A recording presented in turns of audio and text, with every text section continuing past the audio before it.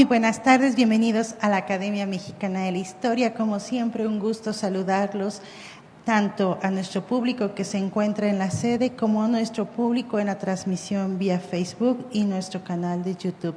Ya vemos que nos mandan saludos desde Toluca, Puebla, Michoacán. Pues gracias por estarnos viendo y escuchando. Pues esta tarde vamos a dar continuidad a nuestro ciclo de conferencias. Voy a dejarle los micrófonos al doctor Andrés Lira para que presente a nuestro ponente del día de hoy.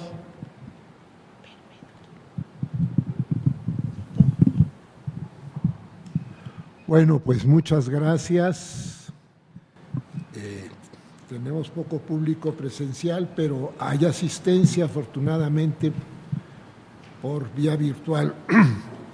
Perdón, antes de presentar al doctor Rafael Rojas, pues quiero señalar lo bien que va este ciclo sobre Lucas Alamán a 170 años de su fallecimiento, porque hemos visto aspectos muy interesantes y un personaje muy controvertido, muy interesante por la cantidad de actividades que desempeñó y hay que cubrirlas.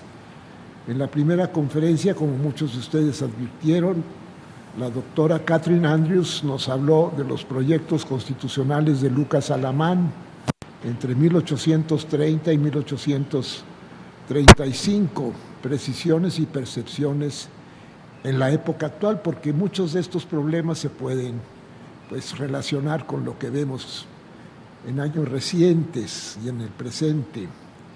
Luego, la semana pasada, el doctor Rafael Soto, de la Facultad de Filosofía y Letras, pues nos habló de Lucas Alamán, administrador de los bienes del duque de Monteleone, con una ponencia que tituló con palabras del propio Alamán, que le decía en una carta: buenas remesas valen más que buenas noticias, ¿verdad? Alamán como administrador de los bienes del duque de Monteleone.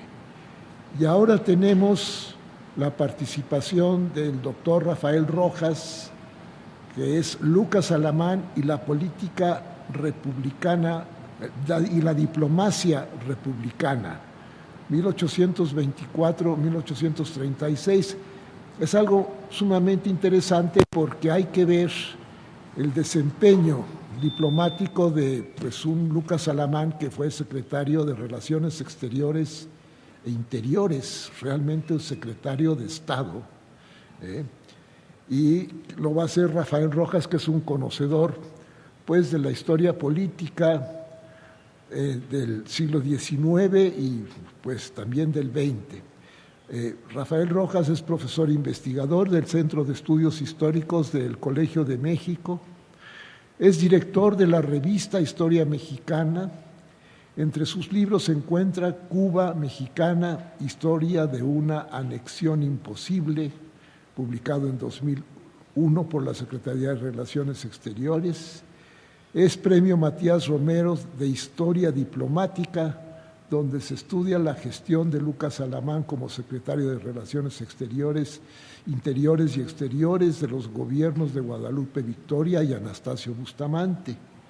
También es autor de Las Repúblicas de Aire, Utopía y Desencanto en la Revolución de Hispanoamérica. Está publicado por Taurus en 2010. Se trata sobre el primer republicanismo hispanoamericano del siglo XIX y su libro es La epopeya del sentido, ensayos sobre el concepto de revolución en México, publicado en 2022. Tiene más, la lista sería interminable, pero es un participante activo en el conocimiento histórico de la política latinoamericana, iberoamericana, y hoy vamos a tener el gusto de oír lo que nos dice sobre Lucas Alamán. Muchas gracias. Muchas gracias, doctor Lira. Y un gusto formar parte de este ciclo de conferencias sobre Lucas Alamán, que como bien se presentaba aquí inicialmente, ha intentado recorrer la trayectoria de este político muy versátil, ¿verdad?, con muchas facetas. Fue un importante legislador, estadista, también empresario, diplomático. Mi presentación se concentrará en solo un aspecto de esa trayectoria multifacética de Lucas Alamán, que es la que tiene que ver específicamente con el ejercicio de la política exterior o de la diplomacia entre los años 1820 y 1830, pero evidentemente también hablaré de un poco de las visiones involucradas en su gestión de la política interna, doméstica, específicamente económica de México en la primera mitad del siglo XIX. Y claro, el punto de partida tiene que ver con ese trabajo que he realizado en estudios previos como las repúblicas de aire, utopía y desencanto en la Revolución de Hispanoamérica. Hay un libro posterior que se llama Los derechos del alma, sobre las querellas entre liberales y conservadores en América Latina a mediados del siglo XIX. Y claro, el punto de partida es esta premisa de que entre los años 1820 y 1840 hubo en el campo político mexicano, yo diría que en general en el hispanoamericano, un relativo consenso republicano previo a esa gran escisión liberal conservadora a mediados del siglo XIX, y que si es así, si aceptamos esa premisa, entonces es fundamental para la historia política de México reconstruir con mayor detenimiento el desempeño de algunos secretarios o ministros que intervinieron en el diseño y la ejecución de las políticas fundamentales del nuevo Estado. Y estoy pensando en secretarios, por ejemplo, como José Ignacio Esteva, que durante el gobierno de Guadalupe Victoria ejerció las carteras de Hacienda, por un lado, fue secretario de Hacienda, y por el otro de Guerra y Marina, o José María Bocanegra, quien fue canciller también, o sea, secretario de Relaciones Interiores y Exteriores o secretario de Estado de ese gobierno, o del de su sucesor también, Vicente Guerrero. Bocanegra, recordemos, también fue a la caída de Guerrero tras la Revolución de Jalapa, presidente interino. Fue también secretario de Hacienda con Valentín Gómez Farías en 1833. Por lo tanto, hablamos de este tipo de funcionario que describe una capacidad de desplazamiento o permanencia en el gobierno más allá de facciones o grupos enfrentados. A ese tipo de político profesional, podríamos decir, en el México independiente, pertenece Lucas Alamán, como sabemos, nacido en Guanajuato en 1792, egresado del Real Seminario de Minería en la Ciudad de México. Sabemos que Alamán ejerció brevemente el cargo de secretario de Junta de Sanidad del Virreinato Novohispano, o sea que llegó a ser un funcionario del gobierno virreinal durante la gestión de Ruiz de Apodaca.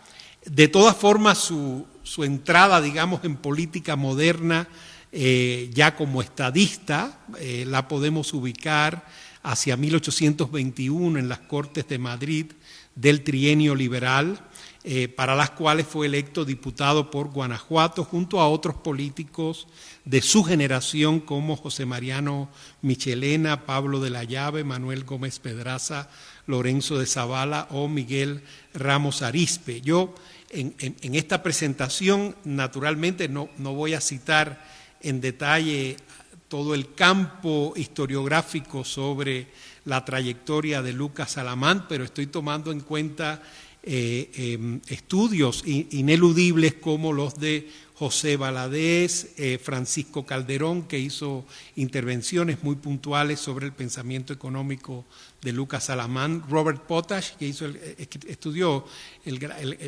la gran investigación sobre el Banco de Avío y las políticas de fomento a la industria nacional de Alamán, el doctor Lira, que está aquí presente, que ha hecho algunas intervenciones, hay por lo menos dos que a mí siempre me han parecido muy interesantes, su estudio Espejo de Discordias y su introducción a la antología sobre Lucas Alamán en Cali Arena, y la más completa biografía sobre Alamán que ha escrito el profesor Eric Van Jong, A Life Together, Lucas Alamán and Mexico, que lo publicó New Haven, Yale University Press, hace un par de años. Entonces, a partir de ese campo historiográfico, podemos notar que desde los primeros años, 1820, 1821, junto a la minería, hay un área en la que empieza a destacar Lucas Alamán como legislador en las Cortes de Madrid, y que es la diplomacia, ¿no? Que será, en este caso, la vocación que vamos a esbozar aquí en esta conferencia.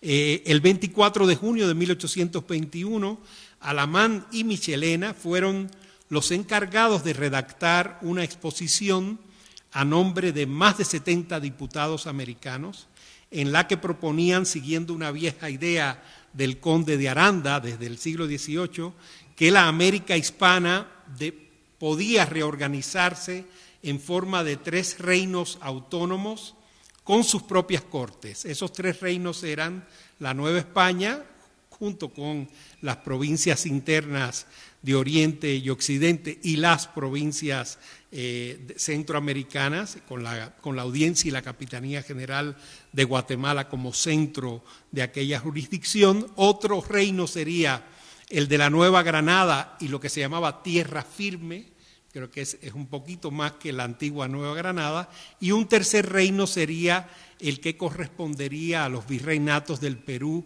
y el Río de la Plata, más la Capitanía General de Chile. Aquella propuesta, recordemos, se produjo un poquito antes de la entrada del ejército trigarante a la Ciudad de México y en medio del avance del movimiento separatista en Sudamérica, especialmente en Nueva Granada, el Río de la Plata y Chile. Por lo tanto, estamos en una coyuntura un poco tardía, por decirlo menos, de proponer una solución de subsistencia del Imperio Borbónico a base de la concesión de esos 3 reinos autónomos. Y creo que Alamán era consciente de aquella realidad, del hecho de que la propuesta fuera tan tardía, cuando anotaba en el texto, Alamán decía, Buenos Aires, Chile, Santa Fe y una gran parte de Venezuela están emancipados de hecho. Y me llama la atención que haya usado ese verbo, emancipados, y no otro. El Perú invadido, Quito turbado, y una revolución de un carácter mucho más temible que la anterior ha estallado últimamente en México. Se refería fundamentalmente a la última etapa de la revolución de independencia con el pacto entre Iturbide y Guerrero y el avance de las tropas del ejército trigarante sobre la Ciudad de México.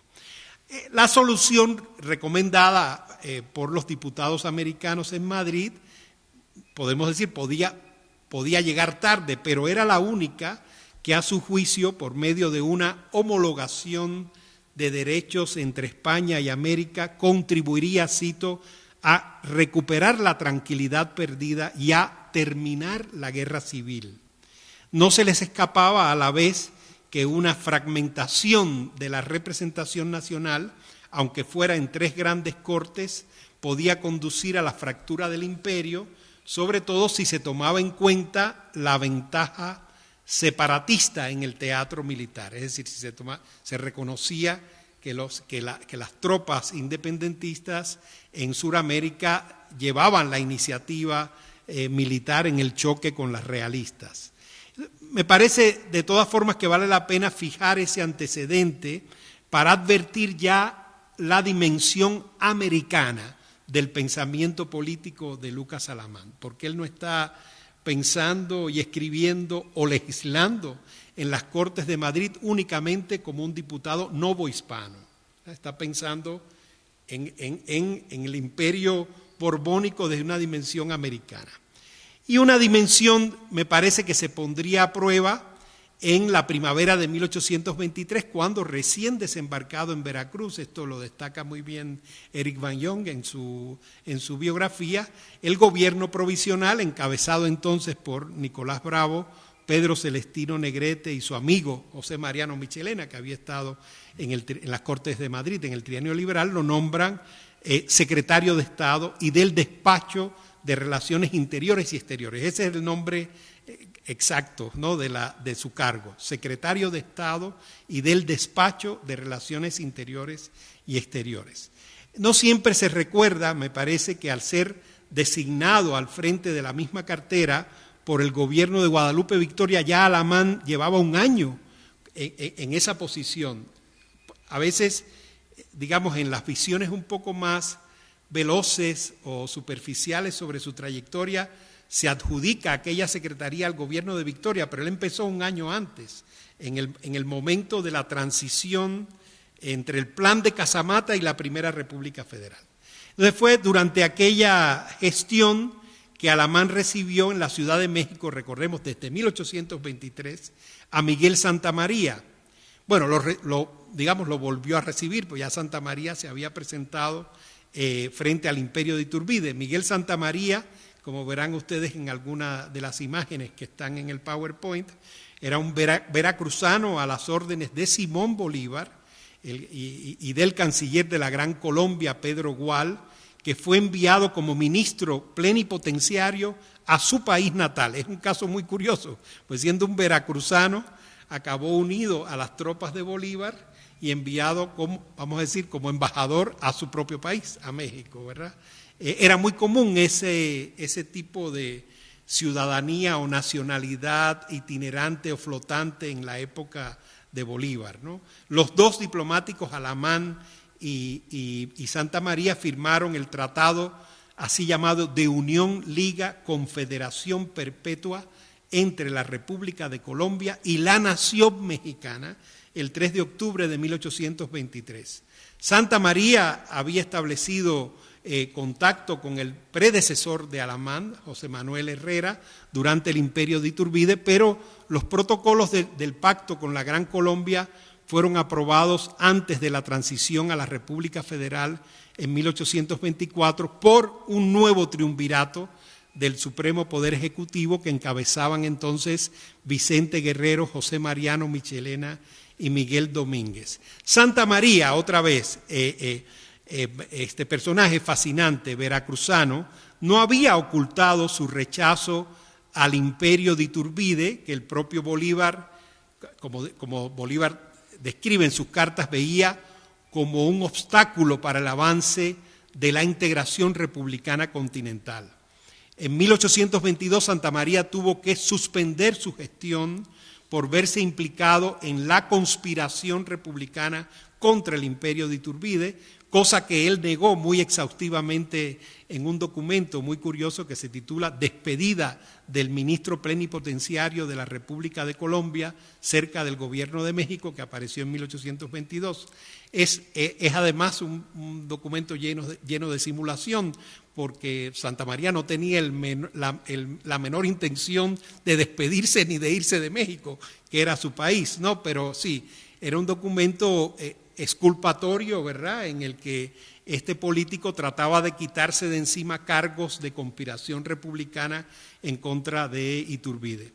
Ahora, al negociar y firmar el tratado con la Gran Colombia por la parte mexicana, Alamán, por su parte, quedaba inscrito en esa corriente o esa red, podríamos decir, política del nuevo republicanismo hispanoamericano y específicamente en su vertiente diplomática, que era operada por Pedro Gual, el canciller de Bolívar, desde Santa Fe, en la Gran Colombia, la antigua sede del virreinato de la Nueva Granada.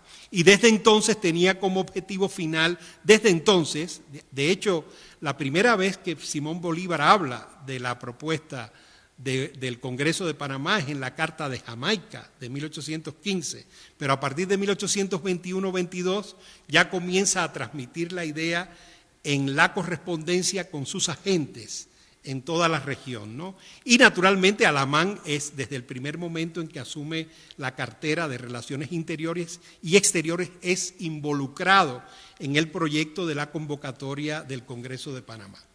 Ahora, aquel tratado es muy interesante como documento diplomático, ese tratado de unión, liga y confederación perpetua se llamaba así, entre la República Colombiana y la Nación Mexicana, y es importante atender a las palabras, ¿no? O sea, la fórmula conceptual que se elegía, Nación Mexicana, respondía al hecho de que estaba en curso el Congreso Constituyente de 1823 que adoptaría la forma republicana de gobierno, ¿no? Entonces, ese tratado establecía que para su defensa común, los dos países, la Gran Colombia y México, estaban obligados, cito, a socorrerse mutuamente y rechazar todo ataque o invasión que pueda de alguna manera amenazar la seguridad de su independencia y su libertad. Cuando en septiembre de 1825 el gobierno de Victoria ratifica el tratado, la fórmula de Nación Mexicana es reemplazada por la de República Mexicana. Y esa es la forma definitiva del tratado. Por lo tanto, es Alamán el que logra la forma definitiva del tratado y su ratificación, como veremos. A diferencia de otros tratados promovidos en aquellos años por Bolívar, con Chile, Perú, Centroamérica, el firmado con México, vuelvo a insistir en este principio, se proponía la confederación perpetua. Son como palabras mayores, ¿no? Pero así era el lenguaje diplomático de la época, ¿no? Esto quería decir que la colaboración defensiva entre los dos estados podía extenderse a asuntos de orden doméstico para afianzar, cito, el bien recíproco y general y la tranquilidad interior, siempre que para este último caso proceda requerimiento por uno u otro de ambos gobiernos legítimamente establecidos. La promisoria alianza concedía libertad de movimiento mutuo para los ejércitos y las marinas de Colombia y México en caso de agresión externa. Naturalmente estaban pensando en caso de una agresión externa de España para producir la reconquista de México y eventualmente la de la Gran Colombia, pero el primer objetivo siempre se pensaba que era la Nueva España. También agenciaba de manera exhaustiva un sistema de auxilios mutuos en mar y tierra, un blindaje contra el corso y la piratería, especialmente en el Caribe, que actuaban, cito, en prejuicio del comercio natural y el de los neutrales, y ahí estaban tratando de echar mano, digamos, atraerse o cortejar los intereses de Estados Unidos, Gran Bretaña y otros. La profunda alianza que llegaba a definirse, cito, como Unión, Liga y Confederación Perpetua reiteraba, sin embargo, eso sí, la integridad territorial de cada una de las dos naciones, de acuerdo en el caso de México con los límites consagrados antes de la guerra con España, en el tratado Adams-Onís de 1819. Es un tratado que Alamán siempre tuvo muy en cuenta, tanto en su política exterior, en su gestión diplomática, como en lo que tiene que ver con colonización y cuestiones fronterizas con Estados Unidos, y llegaremos a eso. En sus últimos artículos el acuerdo señalaba explícitamente que el objetivo final era extender el mecanismo a otras naciones hispanoamericanas y concertar su aplicación continental en una Asamblea General de los Estados Americanos, así es como aparece en el lenguaje de Bolívar, que se reuniría en el Istmo de Panamá muy pronto, digamos, en 3 o 4 años después de aquellos protocolos. Antes de firmar, Alamán y Santa María señalaban que los dos congresos, es decir, los dos poderes legislativos, el colombiano y el mexicano, deberían refrendar el acuerdo por medio, cito, del consentimiento o la aprobación. Luego del acuerdo con México, como sabemos, Bolívar impulsó otro muy parecido también de unión, liga y confederación perpetua con las Provincias Unidas de Centroamérica, firmado por el canciller Gual y el político guatemalteco Pedro Molina Mazariegos, miembro del triunvirato centroamericano que desde 1823 agenció la separación de aquellas provincias de México.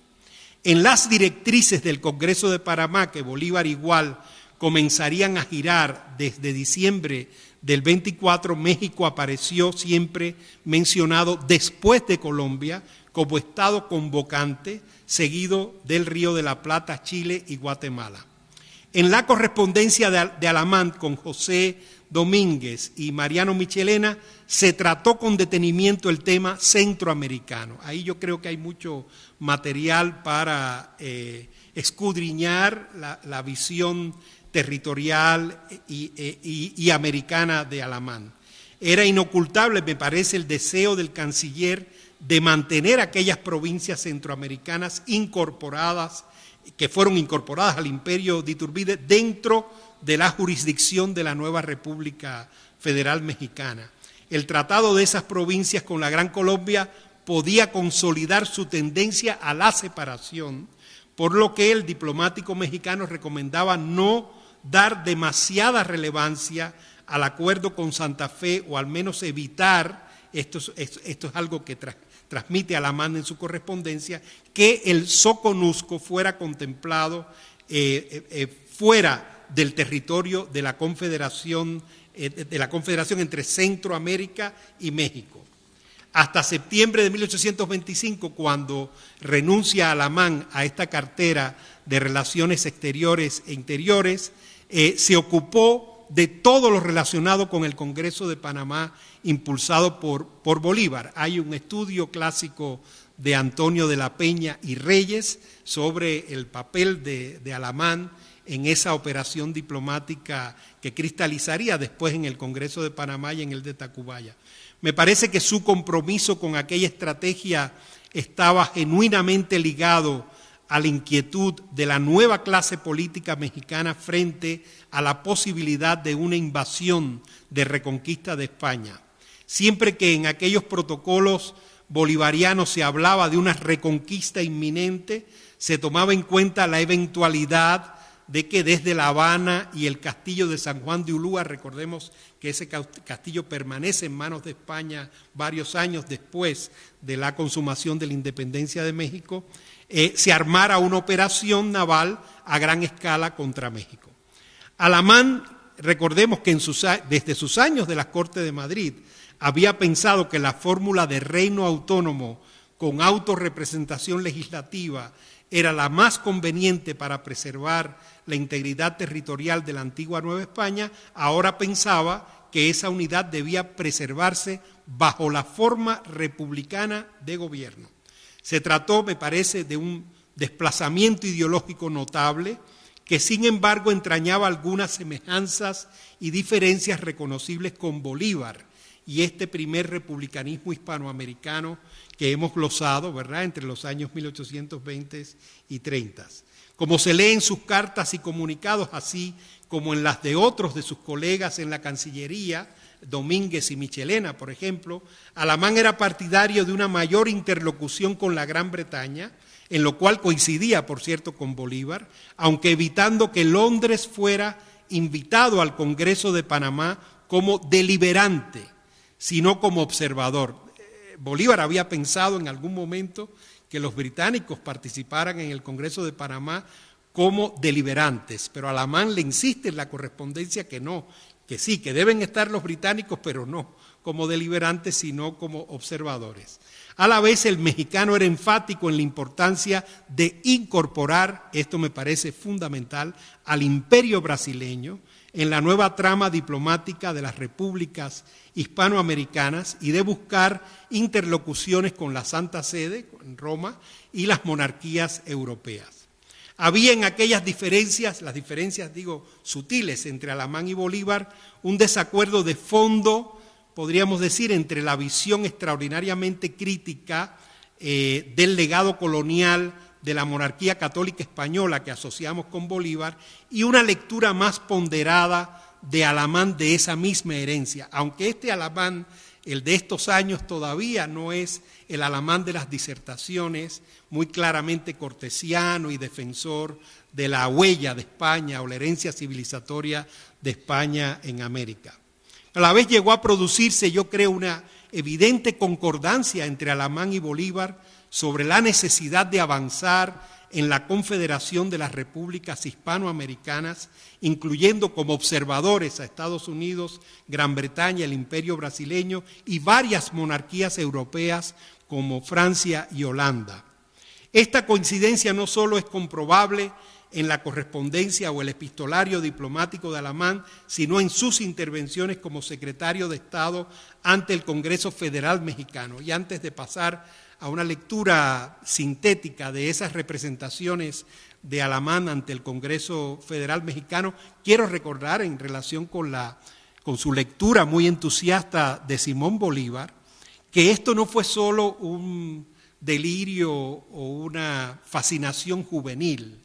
En el tomo quinto de la Historia de México de Lucas Alamán, que es el último de los que escribió entre 1849 y 1852, en el último hay pasajes muy reveladores sobre Bolívar y hay una suscripción de las ideas de Bolívar sobre la concentración del poder ejecutivo a partir de la experiencia fracasada de las primeras repúblicas, fueran centralistas o fueran federalistas. Él vuelve a citar al gran Bolívar, creo que es como le llama textualmente allí, en ese texto muy tardío, ¿no? Claro, al gran Bolívar para decir, él vio también que estas repúblicas, inicialmente pensadas en modelos federalistas o centralistas, en las primeras décadas post-virreinales podían desembocar en el fracaso. La primera de aquellas representaciones naturalmente data de 1823, antes de la Primera República Federal, bajo aquel gobierno de Guerrero, Michelena y Domínguez, y fue presentada al Congreso, pero ese Congreso, el del año 23, era el Congreso Constituyente, no era un Congreso cualquiera. Allí se presentó Alamán como secretario de Estado y del despacho de Relaciones Interiores y Exteriores. Y destacaba, en términos de política exterior, dos gestiones paralelas. Él decía que había que avanzar por dos rutas a la vez. La del reconocimiento de la independencia mexicana por el gobierno de Estados Unidos a través de los cónsules que México había enviado a ese país, y la de los intentos, lamentablemente según él, frustrados por lograr una representación en la Santa Sede. Esos eran los dos objetivos. Yo creo que son muy reveladores de su visión geopolítica temprana, ¿no? Estados Unidos por un lado y Roma, la Santa Sede de la Iglesia Católica por el otro. Los temas de política interior que reportaba en aquel informe ante el Congreso eran también muy significativos de sus prioridades en ese momento. Hablaba de la importancia, por ejemplo, de construir una estadística confiable para la República y de que bajo la base de un censo profesional se repartiesen tierras comunales en forma de ejidos a los vecinos de los pueblos propietarios. Esto decía Lucas Alamán al Congreso mexicano en 1823. Hablaba también del indispensable fomento de los correos y la sanidad, de la distribución de vacunas, de la restauración y ampliación de los cementerios. Por último, se refería al aumento presupuestal para la administración de fondos de caridad, instrucción pública, industria, agricultura y comercio. En la memoria que presentó al Congreso Federal, la siguiente, al abrirse las sesiones del 25, Alamán hizo un nuevo repaso de los reconocimientos de la independencia, en los que enfatizó, luego de los vínculos con Estados Unidos y Gran Bretaña, el avance de las negociaciones de tratados de amistad, unión, liga y confederación con las repúblicas hispanoamericanas y el imperio brasileño. Sin embargo, insistía el secretario en que no debía abandonarse la expectativa de lograr reconocimientos varios en Europa. A su juicio, tan importante para la integridad territorial del nuevo Estado era la capacidad defensiva, es decir, contar con una marina y un ejército con capacidad defensiva como para repeler los intentos de reconquista, como una red diplomática que ayudara a disuadir a Fernando VII de que no emprendiera la aventura de la reconquista y adoptara otra posición sobre México. Lo cual me parece, desde el punto de vista de la política exterior, muy moderna la combinación, ¿no? Por un lado, cierta presión y por el otro lado, una disuasión, ¿verdad? Es como, resulta muy familiar en términos de la teoría de las relaciones internacionales, por lo menos la teoría realista, ¿verdad?, de los 2 últimos siglos de las relaciones internacionales. En esa memoria, que fue la última que presentó durante el gobierno de Guadalupe Victoria, Alamán volvió a reiterar la urgencia de fomentar la minería, la industria, la sanidad y la instrucción. Esto viene desde su participación en las Cortes de Madrid, como vimos, ¿no? 1821-22. Sus preocupaciones en política interna no eran ajenas a las de ese republicanismo hispanoamericano de su generación, más allá de las redes diplomáticas que lo involucraban en relación con la pronta convocatoria del Congreso de Panamá y su posible continuación en Tacubaya u otra ciudad de México. Es sabido que desde un inicio, eso está muy bien en el estudio de Antonio de la Peña y Reyes y también en otro que hizo Luis Chávez Orozco, titulado Un esfuerzo de México por la independencia de Cuba, y se transcriben muchos documentos de la correspondencia diplomática de Lucas Alamán como secretario. Alamán le sugiere a Bolívar desde las primeras cartas que el Congreso de Panamá no tendría necesariamente que celebrarse en Panamá. Él dice que puede celebrarse en Yucatán. Recuerda, por cierto, algo que está muy presente en la política mexicana desde entonces, de que el único istmo que hay no es el de Panamá, que también está el de Tehuantepec, hasta Coatzacoalcos, y que hay que tomarlo en cuenta. O sea, pero bueno, de todas maneras, al final cede muy rápido Alamán a la propuesta de Bolívar de que el Congreso sea en Panamá. Pero yo creo que su presión tiene que ver con el hecho de que la segunda sede del Congreso sea Tacubaya, por la presión que ejerce México desde entonces, ¿no? También Alamán llega a plantear dudas concretas, no tanto con la sede de Tacubaya como de la convocatoria misma. Él comenzaba a observar que había poca participación desde la misma convocatoria a Panamá, que podía reflejarse en la segunda edición del Congreso. Sin embargo, vuelvo a insistir esto, que quiero dejarlo claro, no hay, hasta su salida de la Secretaría en 1825, falta de compromiso con el proyecto bolivariano. Justo en aquella memoria daba por resuelta algo que era tal vez una de sus mayores preocupaciones, que era la cuestión centroamericana. Claro, con la anexión de Chiapas, ese punto que era de los más controvertidos de los tratados regionales promovidos por la Gran Colombia, él lo daba por resuelto, ¿no?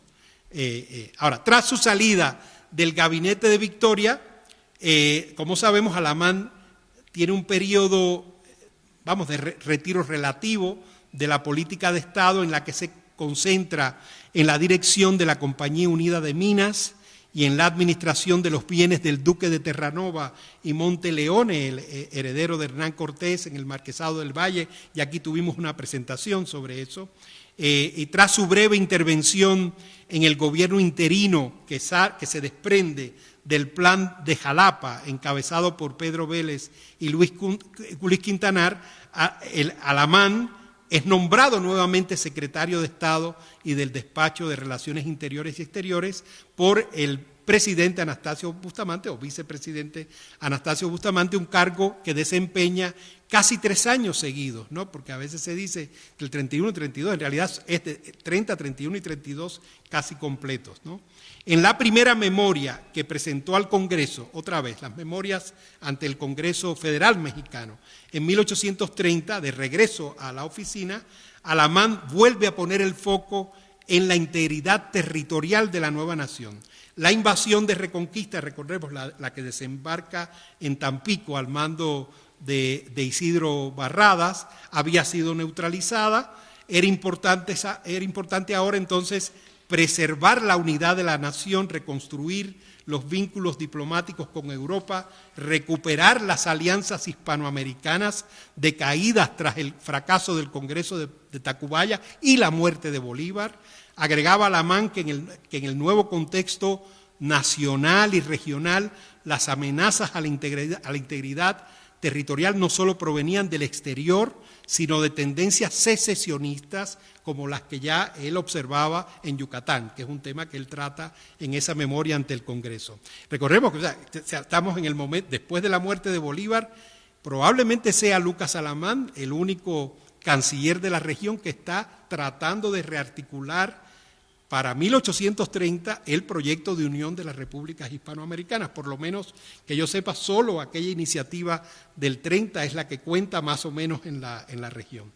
Al año siguiente, en su nueva presentación ante el Congreso, enero del 31, el ministro puede presentar como un logro el avance de las relaciones de México con Europa y América. Ese es como el tono de su tanto triunfalista, ¿no?, de su informe en materia de política exterior. Mencionaba el buen estado de los nexos diplomáticos con Gran Bretaña, Países Bajos, Hannover, Dinamarca, las ciudades hanseáticas y Francia, pero también con Estados Unidos, Brasil y Chile. Son las naciones americanas que destaca, ¿no? Fue entonces que Lucas Alamán intentó retomar el proyecto de integración de Bolívar, que ya mencioné, pero desde una perspectiva que no excluía la posibilidad de normalización diplomática con España. Desde la Secretaría, Alamán impulsó también la ratificación de los tratados de límites con Estados Unidos, esto que mencionábamos antes, ¿verdad?, que se habían derivado del tratado Adams-Onís de 1819. El último de aquellos tratados había sido firmado por Sebastián Camacho y José Ignacio Esteva y el embajador de Estados Unidos en México, Joel R. Poinsett, en enero de 1828, eso en los últimos meses del gobierno de Guadalupe Victoria. Alamán promovió la ratificación de ese tratado en abril del 31 con Rafael Mangino, que era el secretario de Hacienda, y el nuevo embajador de Estados Unidos, Anthony Butler. En 1832, cuando ya estaba fuera del gobierno, cuando Alamán estaba fuera del gobierno, Melchor Musquiz y el nuevo secretario Francisco Faguaga lograrían una nueva ratificación de ese tratado de límites. Ahora, en aquellas ratificaciones, y aquí me quiero detener, se trató el tema de la colonización, un tema que interesaba a Alamán desde hacía años, ¿no? Y ahí Alamán se distingue por una flexibilidad en la admisión de colonos, tanto en términos religiosos como raciales, y a la vez por una postura firme a favor de la liberación automática de esclavos introducidos en el territorio nacional sin recurrir a la extradición. Y uno se pregunta, bueno, ¿por qué para 1832 es tan enfático Lucas Alamán en esto de la liberación automática de los esclavos que llegaban con los colonos, ¿no?, que venían a poblar la zona sobre todo del norte de México?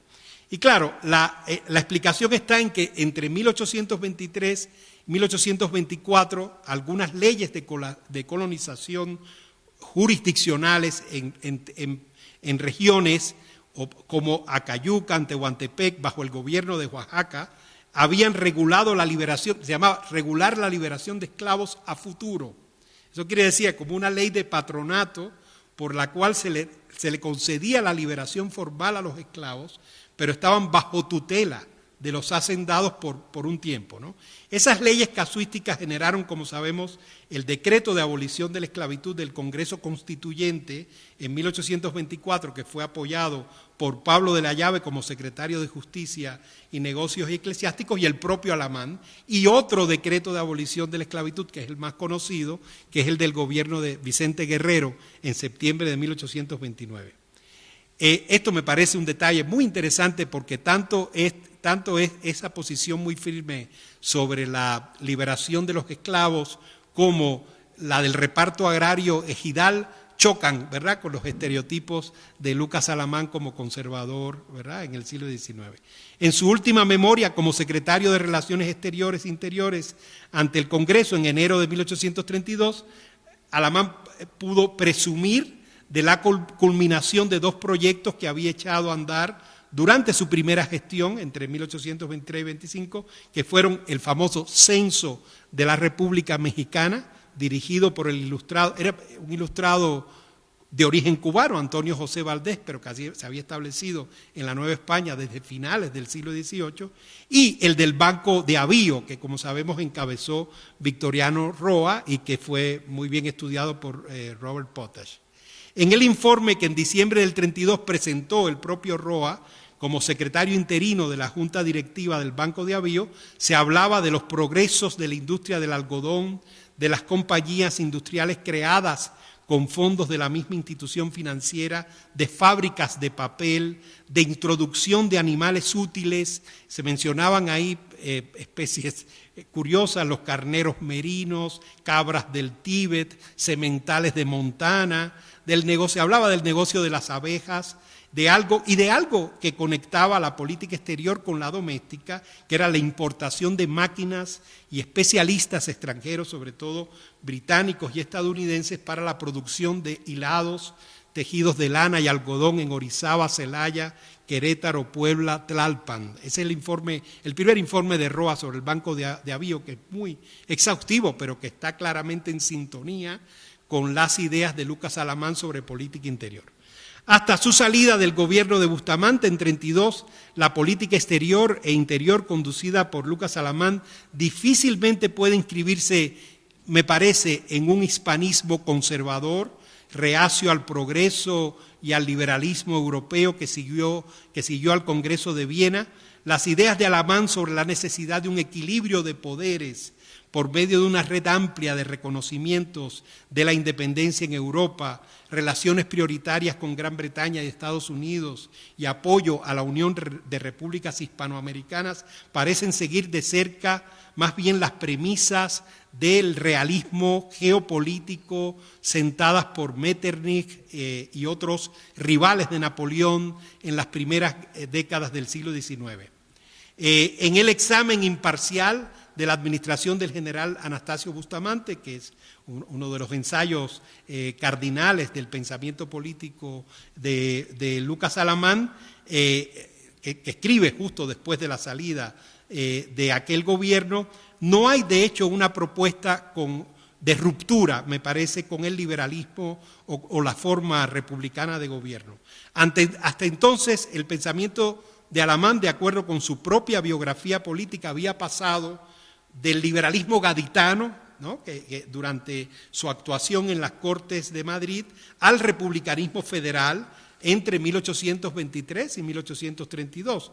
Si se lee bien, se observará que entonces la crítica de Alamán está dirigida fundamentalmente a las constituciones revolucionarias francesas y a veces a la Constitución de Cádiz, pero no a la Constitución de Estados Unidos, que a su juicio, lo que decía Alamán en el examen imparcial era que la Constitución de Estados Unidos no es que estuviera mal, sino que había sido mal copiada en México, ¿no? El problema constitucional de México era, a su juicio, que en 1824, cito, se había infundido en la forma de los Estados Unidos el espíritu todo de las Cortes de Cádiz, destruyendo por sus cimientos cuanto existía y poniendo en contradicción la forma de gobierno con la legislación entera de la nación. Lo que debía cambiar, por tanto, no era la forma de gobierno republicana, sino aquella legislación heredada de Cádiz que, siguiendo a Edmund Burke en su crítica a la Revolución Francesa, según Alamán, había trasplantado a México la soberbia de la filosofía ilustrada. El lenguaje contrailustrado de Alamán y esa crítica muy a lo Edmund Burke del carácter fantasioso o idealista del pensamiento ilustrado y liberal sí suena, el lenguaje suena a la retórica del conservadurismo, pero su argumentación sigue estando anclada en una defensa de la forma republicana de gobierno y yo diría que de buena parte de las premisas liberales. Entonces es difícil documentar, me parece, un pleno respaldo de Alamán al giro al centralismo, aunque aquí ya entro en temas un poco de polémica de la historia política de México de los años 30 y 40, pero yo no creo que sea tan fácil, por lo menos, de documentar un respaldo pleno de Alamán al giro al centralismo que se produce en 1836 con las 7 leyes. Una de sus principales preocupaciones, tanto en las memorias ante el Congreso que he citado como en el examen imparcial, fue el secesionismo de estados como Zacatecas, Jalisco, Yucatán y Texas, que se acentuó mucho más después de la transición constitucional al centralismo.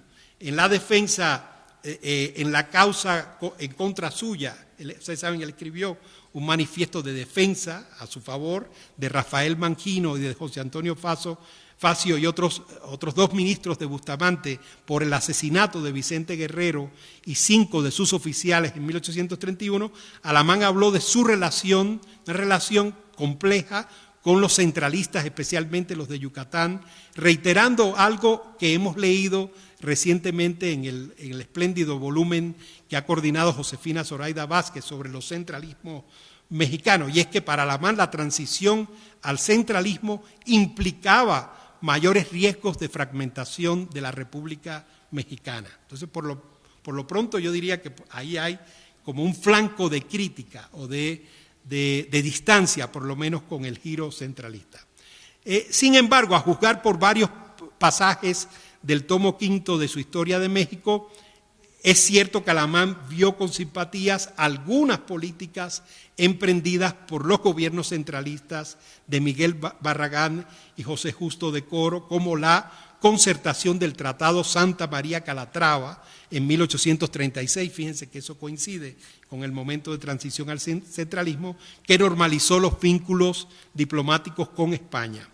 El ex canciller vio aquel acuerdo impulsado, por cierto, por sus amigos José María Gutiérrez Estrada, José María Ortiz Monasterio, Manuel Díez de Bonilla, y fue firmado nada más y nada menos por aquel viejo aliado veracruzano Miguel Santamaría, o sea, el que había sido el enviado de Simón Bolívar primero para concertar las relaciones con el Imperio de Iturbide, cosa que no salió, y luego concertar el primer tratado de unión con la Gran Colombia, resultó ser el diplomático que a nombre de México firmó el tratado por el cual España reconoció la independencia de México, ¿verdad? Entonces, para Alamán yo creo que eso el Tratado Santa María Calatrava, y lo dice con bastante claridad en la historia, en el tomo quinto de la Historia de México, era como una realización de su propia idea de la política exterior del México republicano. Eso era lo que debía lograr México, un reconocimiento de la independencia por parte de España. Y a mí me parece encontrar, además de las alusiones explícitas al Tratado Santa María Calatrava, una implícita a ese tratado en un pasaje muy rico desde el punto de vista de la teoría y la práctica de las relaciones internacionales, un pasaje en el que se refiere a la presencia de España y Gran Bretaña en el Caribe como garantía de la integridad territorial de México después de la guerra con Estados Unidos. Ese pasaje que está en el tomo quinto de la Historia de México, yo lo pude comentar e interpretar en mi tesis doctoral con la doctora Vázquez, Cuba Mexicana, Historia de una anexión imposible. Lo cito en extenso, es muy interesante. Ahí dice, creo que se ve muy bien al Alamán estadista, o sea, no solo practicante o operador de la diplomacia, de una diplomacia moderna en México, sino como pensador de las relaciones internacionales. Dice Alamán, no se crea que las consecuencias de la suerte futura de México se limiten solo a esta república, es decir, a la República Mexicana. Ellas comprenden intereses territoriales y comerciales de la más alta importancia para las potencias europeas y la conservación de un principio que la Inglaterra ha tenido tanto empeño en establecer, y es que todas las demás naciones han adoptado con calor y a cuya observancia se han ligado con los más solemnes tratados, que es la extinción de la esclavitud. Otra vez, el tema que había tratado en los debates sobre la colonización. La existencia de México como nación independiente bajo un pie respetable es lo único que puede asegurar a España la conservación de la isla de Cuba y Puerto Rico, y lo que es más, lo que afianza a esta última sus posesiones, su influjo y su poder en la India, se está refiriendo a Gran Bretaña, ¿verdad? Hacia donde dirigirán, y esto es casi profético, la India, hacia donde dirigirán sus proyectos los que, siendo dueños de toda la extensión de costas del Pacífico desde las Californias hasta Tehuantepec y de todo lo demás que quieran ocupar hasta Panamá, tengan una marina numerosa que domine en toda la extensión los mares que separan al continente americano de Asia. Este es un pensador global, ¿verdad? De México en el contexto global, ¿no?, de la primera mitad del siglo XIX.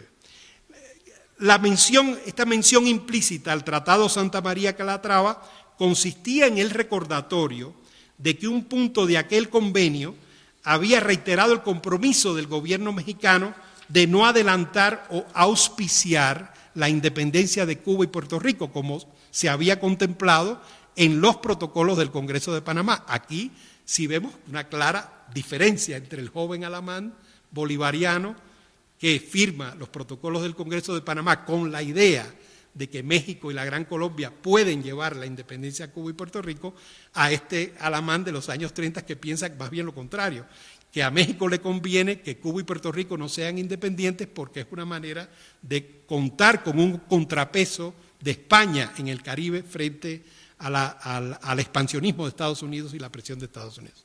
O sea, Alamán, que había suscrito aquellos acuerdos en nombre de México, cambiaba de posición frente al Caribe colonial, pero ojo, no respecto a la esclavitud. Eso me parece muy importante. Y reconsideraba la presencia de Gran Bretaña y España en la zona como un contrapeso al expansionismo estadounidense. Valga este apunte para matizar otra vez el tan llevado y traído hispanismo conservador alamanista, muy bien glosado, por cierto, por un ensayo reciente del diplomático e historiador mexicano Andrés Ordóñez, se titula justamente así, Los avatares de la soberanía, la tradición hispánica y el pensamiento político en la vida internacional de México. Él lo que hace es reconstruir, digamos, la doctrina de la política exterior mexicana en la primera mitad del siglo XIX, en la que Alamán ocupa un lugar protagónico. Y ya voy cerrando ya. Tras su salida del gobierno de Bustamante, Alamán, como sabemos, tuvo intervenciones breves en diversas administraciones, mayormente concentradas en sus proyectos de industrialización. En 1839 fue director de la Junta General de Industria Nacional. A lo mejor el doctor Lira sabe, pero es una institución que la he visto mencionada con nombres distintos. A veces se llama de Fomento de la Industria Nacional, otra de Junta General de Industria Nacional. Eso fue en el gobierno de Nicolás Bravo, el breve gobierno del 39. Cuando Bravo regresa a la presidencia entre el 42 y 43, Alamán vuelve a ocupar el mismo cargo.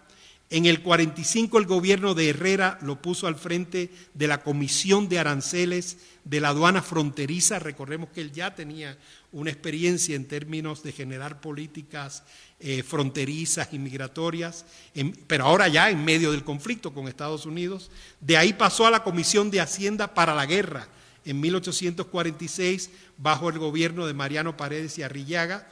3 años después, Alamán asumiría el cargo de síndico del Ayuntamiento de la Ciudad de México. El doctor Lira me aclaraba ahora que era una posición de síndico, pero de síndico procurador, prácticamente como jefe del ayuntamiento. Y en 1850 ingresaría al Senado, donde otra vez, si se repasan sus intervenciones en el Senado, se observan su presencia, se observa su presencia en las comisiones de crédito público, importación de bienes, donde vuelve con sus ideas proteccionistas, defiende la línea, ¿verdad?, en línea proteccionista otra vez a defender la industria textil, etcétera.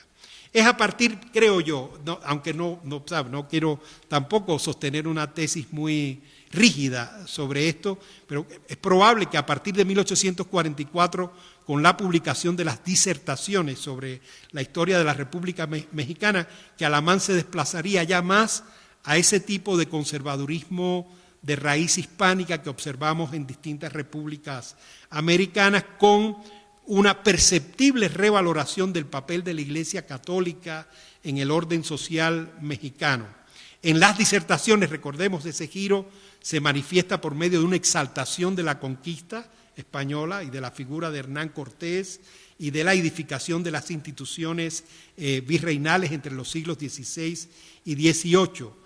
En el subtítulo de aquella obra, Alamán proyectaba, es muy interesante ver cuál era su idea, ¿no? Pero él hablaba de que la obra se ocuparía de la conquista de las islas y el continente americanos hasta la independencia, pero cuando vemos la publicación de las disertaciones, observamos que el segundo tomo termina con el testamento de Cortés y el tercero ya un poquito antes de la caída de Manuel Godoy y la invasión napoleónica de España en el 8, o sea que no llega a la independencia y mucho menos de las islas y el continente, se ocupa fundamentalmente, yo creo más de la Nueva España, ¿no? O sea, fue con la campaña, luego con la campaña monarquista del tiempo en 1843, durante el gobierno de Mariano Paredes y Arriaga, recordemos que es un gobierno que echa a andar una conspiración monárquica con España, luego en la del Universal, 1848-49, poco después, y en el primer tomo de la historia de México, que apareció en 1849, ese Alamán conservador se presenta,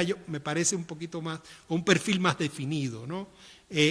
Los reyes de la Casa de Austria, dice que aquel primer tomo, cito, habían levantado en 2 siglos el laborioso edificio de las leyes recopiladas en el Código de Indias, vuelvo a citar, un sistema de gobierno que no había sido obra de una sola concepción, ni procedía de teorías de legisladores especulativos que pretenden sujetar el género humano a los principios imaginarios o que quieren hacer pasar como oráculos de incontrastable verdad. Aún así, y con esto ya concluyo, vale la pena recordar como cierre de esta charla que el proyecto que podemos definir autoritario, despótico, que Alamán vislumbra al final de su vida y que puso a disposición de Antonio López de Santa Anna como una versión mexicana, él dice, una versión mexicana del antiguo Sila romano, no dejaba de ser republicano. Aquí quiero ser muy claro en esto porque a veces se le atribuye un sentido monárquico a ese último proyecto que no creo se sostiene.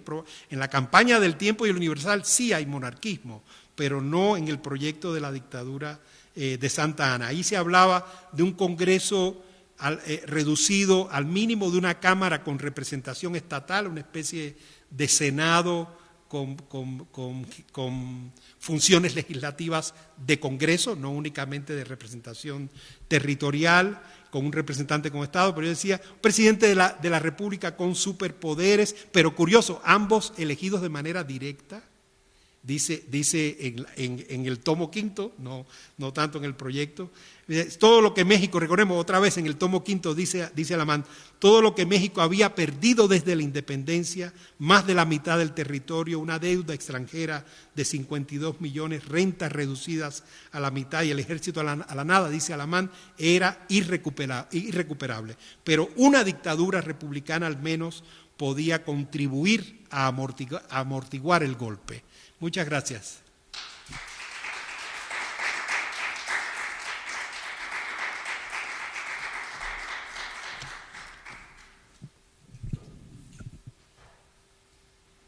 Muchas gracias, doctor.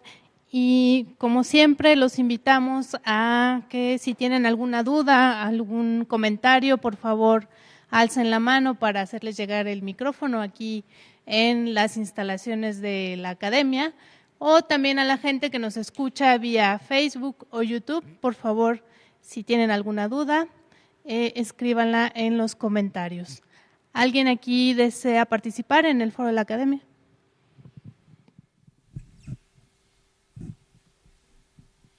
¿Qué tal? Buenas tardes, doctor. Quisiera felicitarlo por su interesantísima exposición y también preguntarle si con un dejo de anacronismo usted definiría a Alamán como el primer latinoamericanista mexicano. Y una segunda pregunta. Yo en alguna fuente, ahorita no recuerdo cuál, recuerdo haber leído que Alamán mantuvo una relación de amistad epistolar con Diego Portales, el fundador de la República Portaliana, con el cual pues hay muchas coincidencias, ¿no? Pero ya el Alamán viejo, reaccionario y autoritario. No sé si pudiera hablarnos un poquito, si sabe algo de esa relación epistolar con Portales, a través de quién o cómo fue que entró en contacto con él. Sí, muy buenas las dos preguntas. Tal vez sería un poco atribuir únicamente a Alamán un latinoamericanismo que comparten muchos en su generación.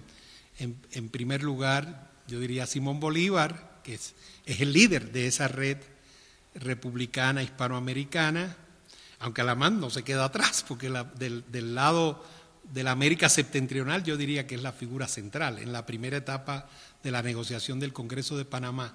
Pero podemos mencionar muchos otros, los que yo estudié en mi libro Las Repúblicas de Aire, ¿no? Fray Servando Teresa de Mier era un republicano también de perspectiva hispanoamericana, y como ha estudiado David Braden, al igual que Alamán, con una lectura muy precisa y muy entusiasta de los textos de Simón Bolívar, con más de una sintonía con Bolívar, ¿no? El ecuatoriano Vicente Rocafuerte, que vivió aquí en México, que es un caso así como Miguel Santamaría de transnacionalización política muy temprana, porque como vimos Santamaría es veracruzano, pero está en el Congreso de Angostura y se convierte en un diplomático de la Gran Colombia y lo envía a Bolívar como su embajador, no se usaba el término, como su ministro plenipotenciario a México, y que acaba reconvirtiéndose en diplomático mexicano en su país, ¿no? Es un caso así, pero y hay muchos, o sea, Manuel Lorenzo de Vidaurre, el peruano, que fue también un constitucionalista, que estuvo muy en contacto con las ideas del republicanismo norteamericano, un admirador de la Constitución de los Estados Unidos, de los derechos del hombre de Thomas Paine, que tuvo mucho que ver con aquella colonia que se crea entre 1822 y 1823 en Filadelfia, en buena medida muchos exiliados que siguen el itinerario de los liberales gaditanos del Trienio Liberal de Madrid, que luego se van a Londres, ¿no? Y de Londres, donde vivía Andrés Bello y otros de los líderes de la nueva Hispanoamérica, acaban en un último exilio en Filadelfia. O sea, yo diría que es algo más extensivo. Y en la generación de Alamán en México son varios los que tienen esa perspectiva americana. Sin embargo, es muy difícil encontrar a uno de ellos, digamos, en la generación que estudió el doctor Lila en Espejos de Discordia, digamos, Alamán, Lorenzo de Zavala, José María Luis Mora. Ninguno de ellos estuvo en la posición de Estado que estuvo Alamán. O sea, Alamán tuvo a fuerzas que cartearse con Bolívar y entrar en el proceso de negociación de la convocatoria al Congreso de Panamá y seguir de cerca la firma de todos los reemplazan, y los que los reemplazan yo creo que continúan una política de Estado trazada en esos 3 años, ¿no? De 1823 a 1825. La conexión con Portales es fascinante, y con Benjamín Vicuña Maquena y otros liberales chilenos de mediados del siglo XIX, y comienza durante la gestión de Alamán como secretario de Estado del gobierno de Bustamante, cuando hace el segundo intento, ese con mucho menos eco, de coordinación con las repúblicas hispanoamericanas para retomar los tratados de Liga, Unión y Confederación. Al final nunca llega a llamarles exactamente así como les había llamado Bolívar, pero lo que buscaba, yo creo, Alamán era algún tipo de ratificación de los primeros acuerdos que había promovido la Gran Colombia entre 1822 y 1825, antes del Congreso de Panamá. Y es ahí entonces que entra en contacto con Portales, y hay historiadores del siglo XIX chileno como Iván Jaksic, ¿no? Que ha estudiado la República Portaliana, en el proyecto conservador de Diego Portales en Chile, que encuentra que hay sintonías, conexiones ya a nivel doctrinal mayores, y yo creo que sí, que hay algo de eso, ¿no? O sea, una primera visión republicana, ¿no?, sobre cómo construir el nuevo orden, y luego un aprendizaje a partir de los fracasos de los primeros modelos republicanos que lo conducen, en el caso de Portales conducen, como tú sabes, a una tendencia muy fuertemente centralista, ¿no? En el caso de Alamán, como vemos, a esos vaivenes, ¿no?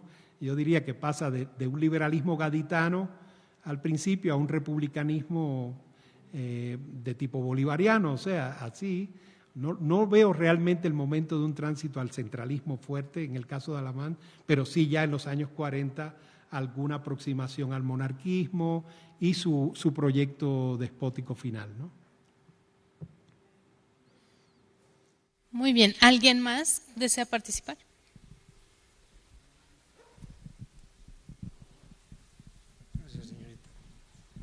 Doctor Rojas, felicidades por su exposición, muy brillante, me gustó mucho, sobre todo los datos. No llegué al principio, me perdí, yo creo, de algo muy importante. Yo quisiera preguntarle, usted que es un intelectual de pensamiento liberal,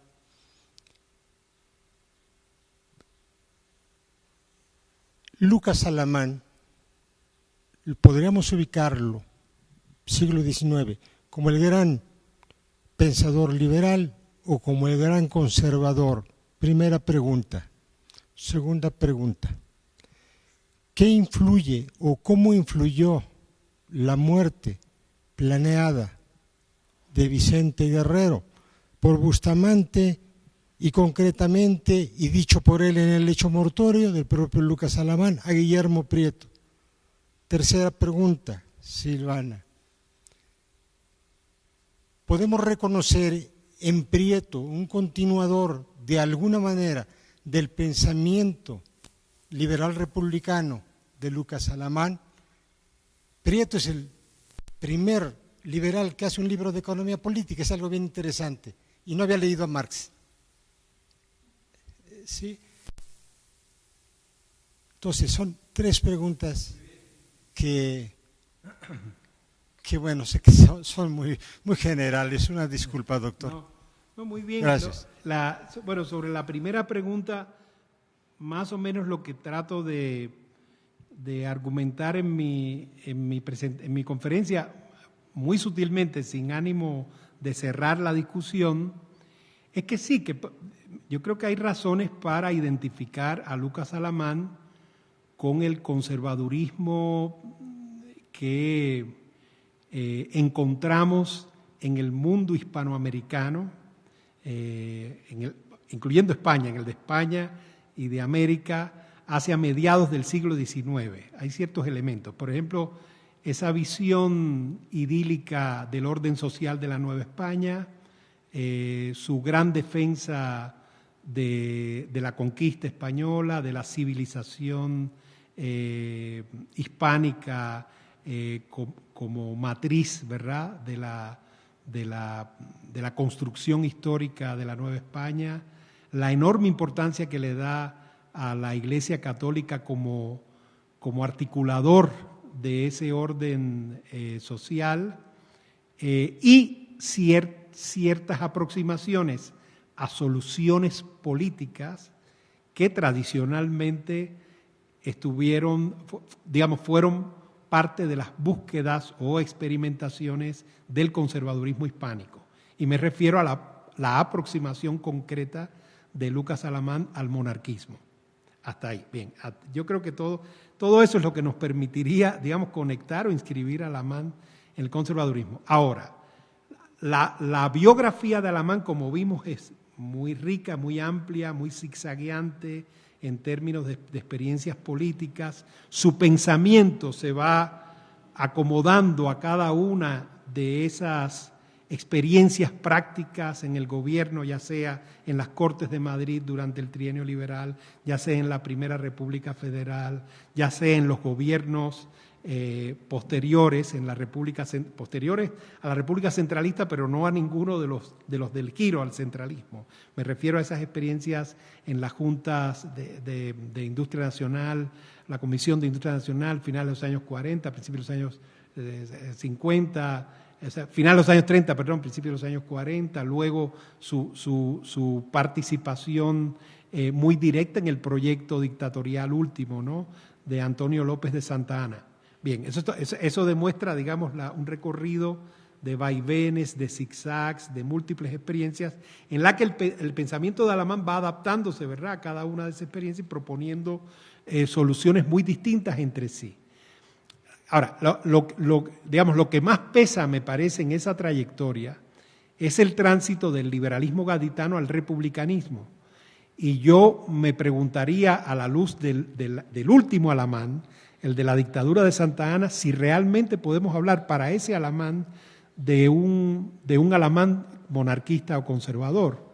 o conservador incluso, no lo sé. La lectura del tomo quinto de la Historia de México nos dice mucho en términos todavía de la persistencia de Alamán en la tradición republicana y liberal. En cambio, el tomo primero de la Historia de México sí nos permite asegurar que hay un Alamán conservador, sobre todo en su lectura de la Historia de México y en su comprensión de qué es la civilización mexicana, digamos, o cuáles serían las claves de esa civilización. Pero yo llamo la atención al hecho de que el último proyecto de dictadura, y yo creo que el doctor Lira y la doctora Vázquez van a hablar de eso al final de este ciclo de conferencias, seguro con mayor conocimiento que yo, pero yo no veo esa solución despótica final muy ajena al propio experimento republicano hispanoamericano de la primera mitad del siglo XIX. Bolívar, para no ir más lejos, en la Constitución de Bolivia propone un régimen dictatorial. Y Alamán estaba proponiendo, al final otra vez no sé qué tanto se tradujo en el proyecto de gobierno al final, pero estaba proponiendo elección directa. Bolívar estaba pensando en un senado hereditario, o sea, una cosa, o sea, con elementos más en la Constitución de Bolivia, y tomaba como antecedente de ese poder tremendamente concentrado la Constitución, una de las constituciones haitianas, la Constitución de Petión de mediados de los años 10, que era en efecto una constitución republicana muy despótica, o el proyecto del Supremo Poder Conservador, ¿no? Que hay variantes también en Bolívar. O sea, en realidad la idea de un gobierno muy concentrado, o de un gobierno despótico, o de la dictadura, aunque la palabra no le gustara al propio Alamán, pero sí de la dictadura, digamos, de la suspensión por un periodo amplio de las garantías constitucionales, ya no la apelación a las facultades extraordinarias o los poderes emergentes, sino la construcción de un poder armado prácticamente desde la excepción, no es ajena a la tradición republicana. Entonces, se hace problemático, ¿verdad?, identificar el conservadurismo de Alamán por ese proyecto de dictadura. En cambio, sí estoy más de acuerdo con los autores que identifican el conservadurismo de Alamán con el hispanocentrismo, digamos, de su visión de la historia de México, ¿no? Ahí sí. Claro, esto nos lleva a la otra, digamos, a lo que se derivaría de tu pregunta, que es que si Lucas Alamán fue un pensador tan complejo, ¿cómo sostener esta idea o este tópico de Alamán como padre del conservadurismo mexicano? Porque eso tiene una explicación, ¿sabes? Eso tiene una implicación teleológica que nos llevaría a presentar a Alamán como el punto de partida de todo lo que podemos asociar con conservadurismo o derecha en la historia de México del siglo XIX para acá, digamos, el imperio de Maximiliano, el porfirismo, las derechas, o sea, las derechas, la contrarrevolución, las derechas católicas, digamos, hasta la fundación del PAN si quieres, ¿no? Pero no se sostiene eso, ¿no? Por otro lado, también creo que es muy fácilmente documentable que las ideas del liberalismo clásico tienen un peso enorme en la formación de Lucas Alamán. Él cita constantemente, por ejemplo, a los ilustrados españoles, Jovellanos, Campomanes, Campillo, todos esos, pero también a Adam Smith, es verdad que cita más a Edmund Burke, pero que como sabemos, Edmund Burke tampoco está divorciado en su pensamiento con la tradición liberal. Bueno, sobre la muerte de Guerrero, realmente es un tema envuelto en la polémica historiográfica y yo creo que no tengo una posición. Creo que no es tan fácil de documentar la intervención directa de Alamán en el asesinato de Guerrero si se lee toda la documentación del caso, ¿no? Aunque sí yo creo que evidentemente la administración de Bustamante a ciertos niveles está implicada, ¿no? Y lo que sí es digamos, lo que se hace, digamos, más pertinente, me parece, para captar el peso de aquel fenómeno en la producción intelectual de Lucas Alamán es su defensa, donde dice cosas muy interesantes sobre su propia visión de la administración de Bustamante y sus diferencias con los otros secretarios del gobierno, y el examen imparcial. Yo creo que los dos textos están muy interrelacionados, tanto su defensa frente al caso del asesinato de Guerrero y el examen imparcial de la administración de Bustamante. Y creo que la última pregunta me parece que ya te la respondí, es decir, Lucas Alamán fue un pensador lo suficientemente complejo como para encontrar en su trayectoria y en su producción intelectual, que es muy rica, pasajes o flancos de esas tres grandes doctrinas ideológicas, políticas y constitucionales del siglo XIX, que son el republicanismo, el conservadurismo y el liberalismo. Es decir, que hay varios Alamán, no solo uno, de acuerdo con esas facetas. Y por el lado, evidentemente, por el lado liberal y republicano, seguramente encontraremos antecedentes y conexiones con la obra de Guillermo Prieto. ¿Alguien más? Doctor, muchas gracias por su espléndida conferencia. Ahora que mencionaba al Alamán presidiendo el ayuntamiento, en esta fase final con Santana, me llama mucho la atención también que Alamán, a pesar de que en el Universal estaba pues haciendo una crítica muy fuerte a las instituciones republicanas, estaba participando de ellas de una manera impresionante, ¿no?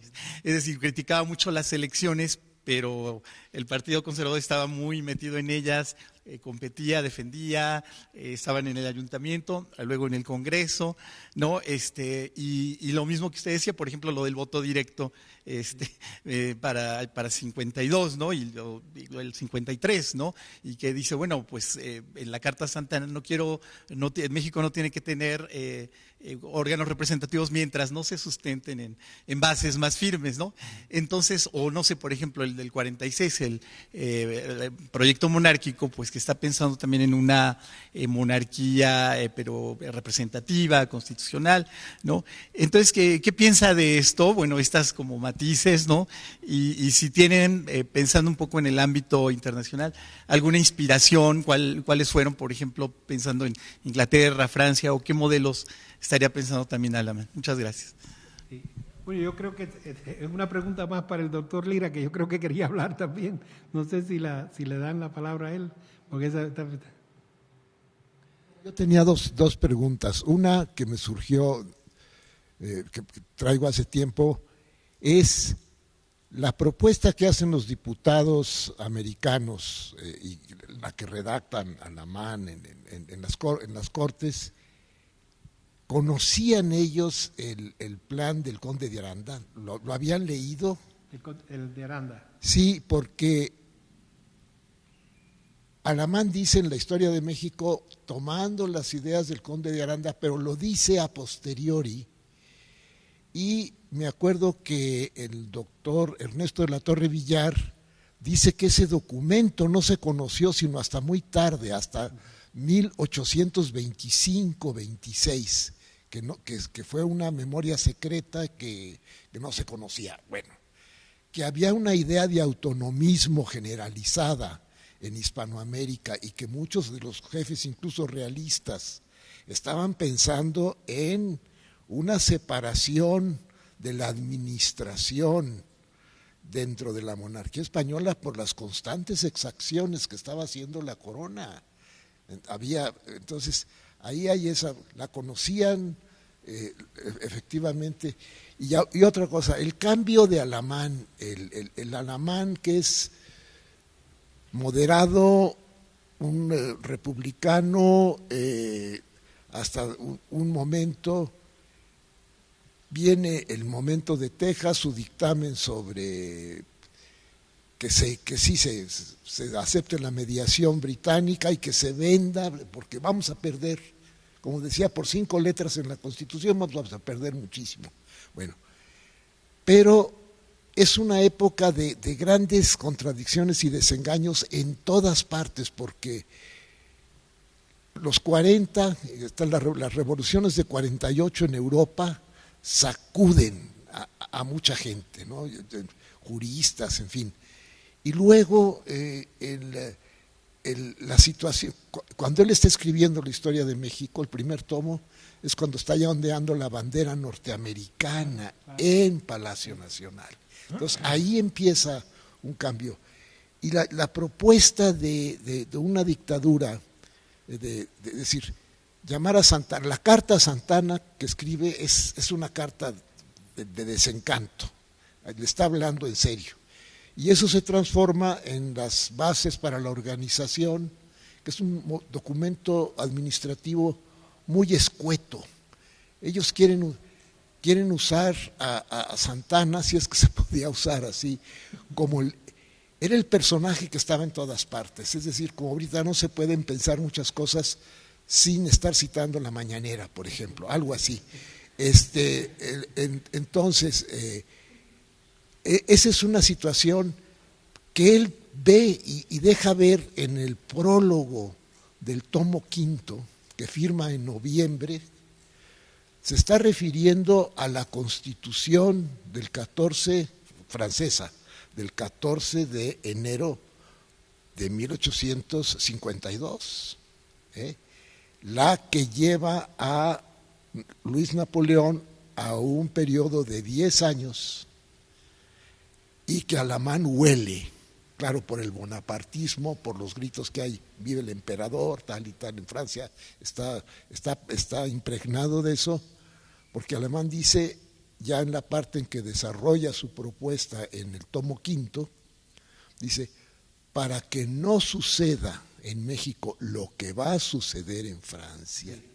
Digo, está viendo el avance de el personaje con el que quieren instrumentar el orden a un apoderamiento de la autoridad. Eso sí, como que lo está viendo ya. Ahora, era un Alamán que ya estaba muy fastidiado, murió pues un mes después de abril, mayo, a principios de junio, el 2 de junio. Sí, eso es. Bueno, primero, creo que la segunda intervención del doctor Lira conecta con tu observación, que es muy interesante. Ahora, primero sobre lo del Conde de Aranda, sí, también había visto eso, aunque están estos estudios, o sea, me pregunto si no había, por tradición oral, un conocimiento un poco del proyecto del Conde de Aranda.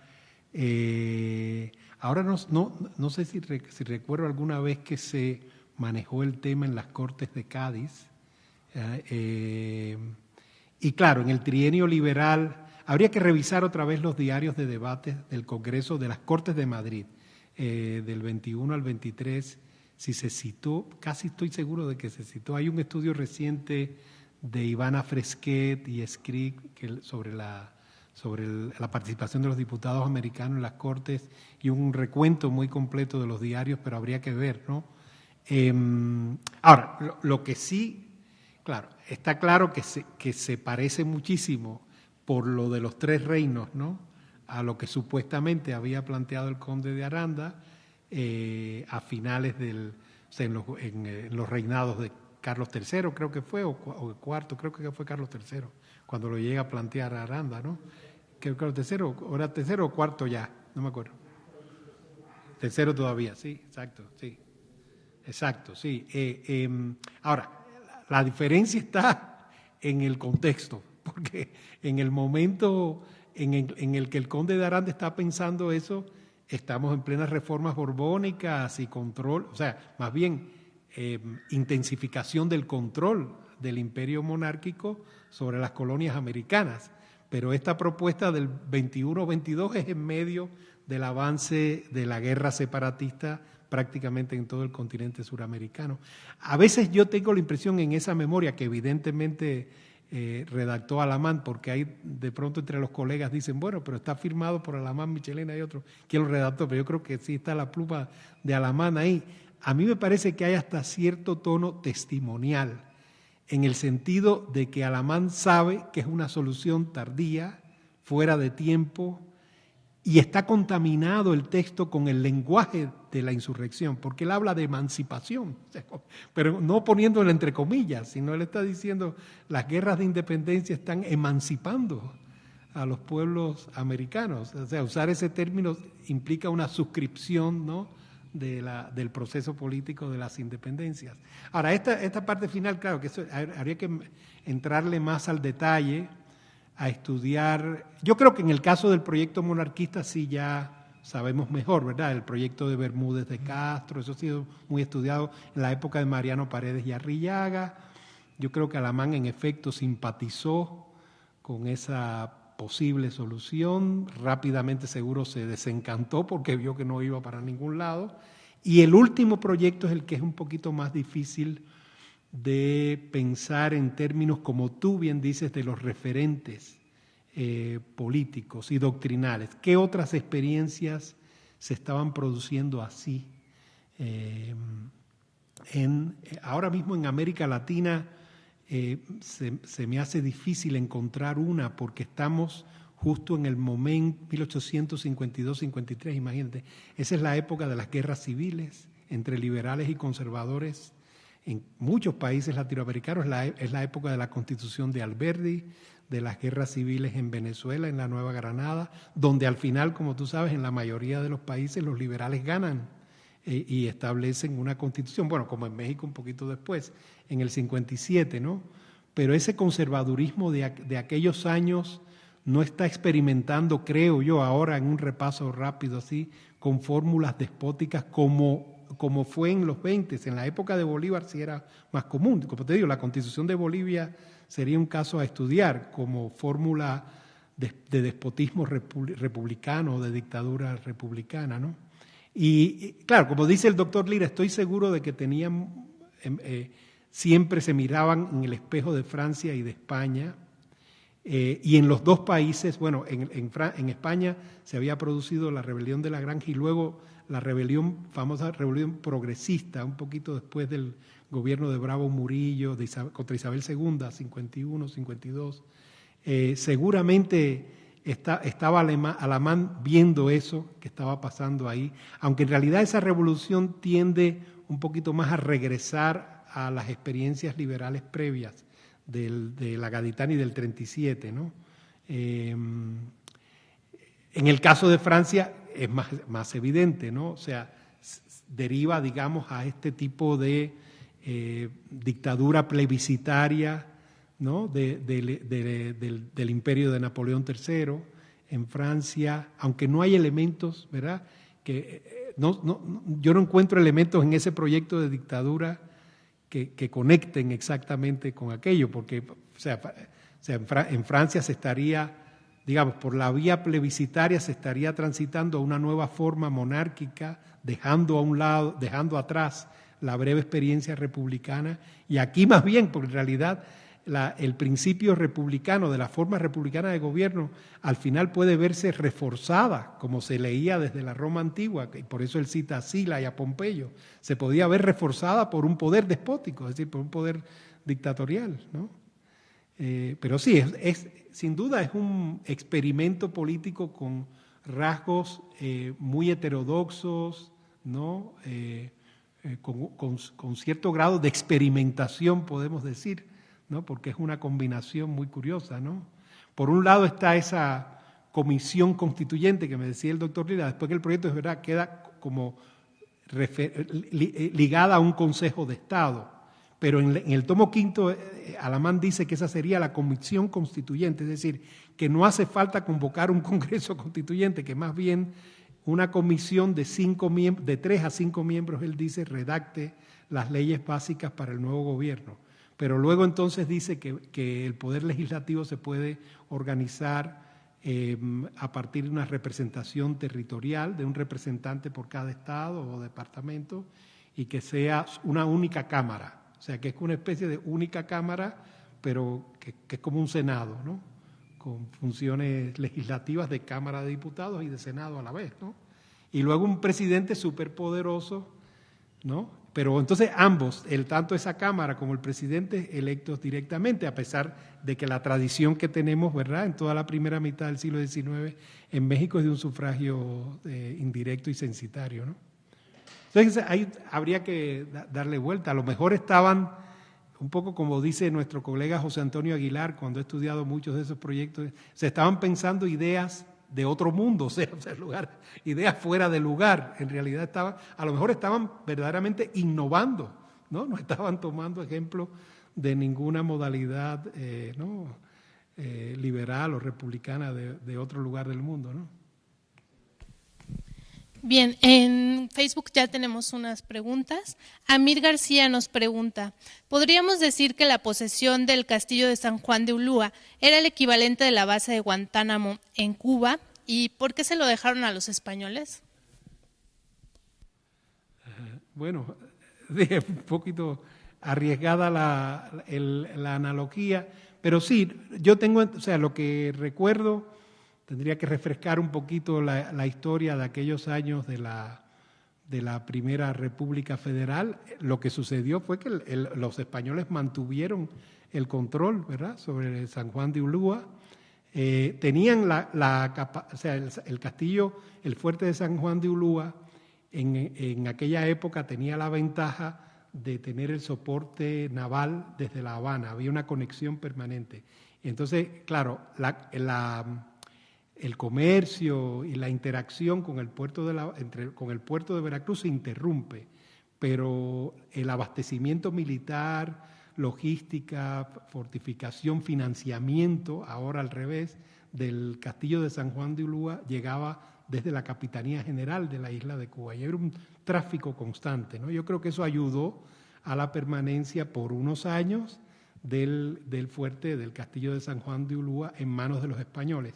Claro, cuando se están planteando estas iniciativas diplomáticas, ¿no?, entre México y la Gran Colombia, año 1823, 24, 25, y están pensando en organizar una estrategia defensiva común, lo que tienen en mente es que precisamente el fuerte de San Juan de Ulúa puede ser la plataforma, ¿no?, para una invasión de reconquista de México de gran calado, tomando en cuenta que el apoyo de La Habana, ¿verdad?, es tan directo, ¿no?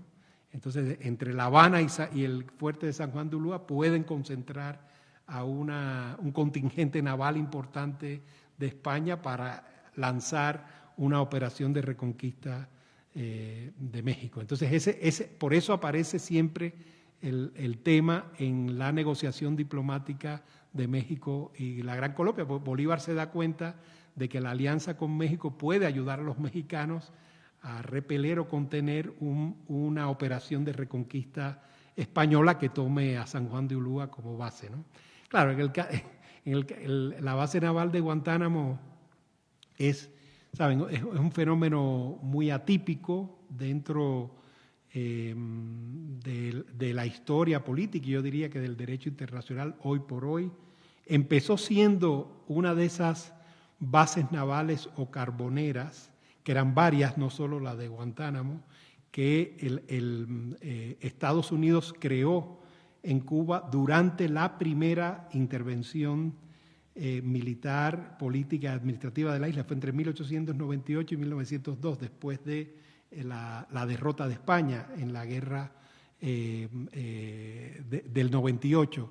Y entonces empezó siendo una base naval que, de acuerdo con la Constitución cubana de 1901, el gobierno de Estados Unidos arrendaba a Cuba, es decir, el gobierno de Estados Unidos pagaba anualmente una suma de dinero para mantener la base naval de Guantánamo.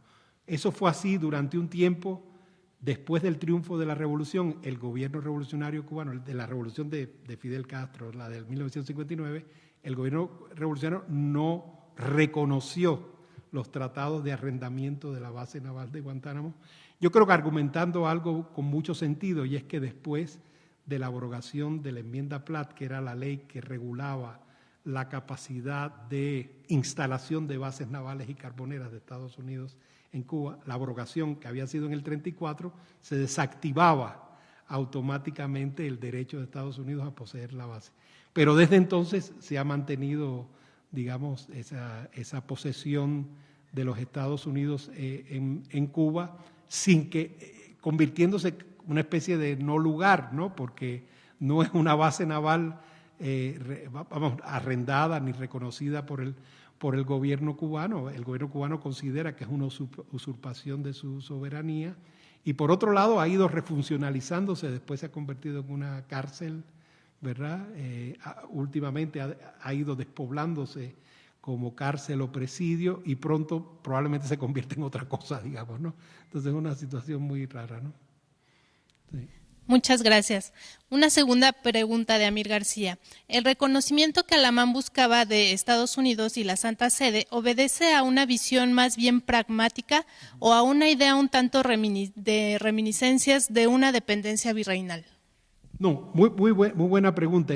La combinación es lo que es raro, porque la corriente republicana yorquina, ¿no?, la más radical federalista del gobierno de Guadalupe Victoria, que encabezaba Esteva, en la que ese otro secretario, el secretario de Hacienda, en la que participaban Lorenzo de Zavala, el propio Poinsett, más bien lo que le apostaban era una relación prioritaria fundamentalmente con los Estados Unidos, tratando de limitar la relación de México con Gran Bretaña. Había una gran rivalidad entre el embajador Poinsett, el embajador de Estados Unidos, y el embajador Henry George Ward, el embajador de Gran Bretaña. Y se decía en la República Federal, yo creo con mucha razón, que uno era el padrino de la logia yorquina y el otro, el británico, era el padrino de la logia escocesa, ¿no? Entonces, yo creo que la posición de Alamán es muy inteligente. Es como decir, no, la diplomacia de la política exterior y las relaciones internacionales de la primera República Federal no se pueden partidizar por la vía de las logias. Es decir, no se puede entregar la política exterior de México a una visión yorquina como la de Poinsett, porque entonces la única relación que contaría para México, o la más importante, sería Estados Unidos. Entonces, lo que él advierte desde el principio es que a México le conviene una distribución de intereses a nivel internacional. Buenas relaciones con Estados Unidos, buenas relaciones con Gran Bretaña, y si es posible avanzar en reconocimientos europeos de la independencia y reconocimiento de la Santa Sede, mejor. Entonces por ahí es donde va. Yo creo que la pregunta decía si hay realismo. Yo creo que es exactamente el realismo, porque en la historia de las relaciones internacionales el realismo precisamente se asocia a Metternich y la política internacional europea en el Congreso de Viena para contener a Napoleón. Y esa es la idea, buscar una distribución de intereses a nivel internacional para que un país no quede, dependiendo tan fuertemente de una sola potencia, sino que tenga relaciones con varias a la vez, ¿no? ¿Alguien más aquí en la Academia desea participar? Y bueno, de no ser así, agradecemos mucho su participación, doctor Rafael Rojas. Y los invitamos el próximo 23 de junio a las 5 de la tarde con el tema Lucas Alamán, mentor de Joaquín García Escalvalceta, por Rodrigo Martínez Barax. Muchas gracias a todos.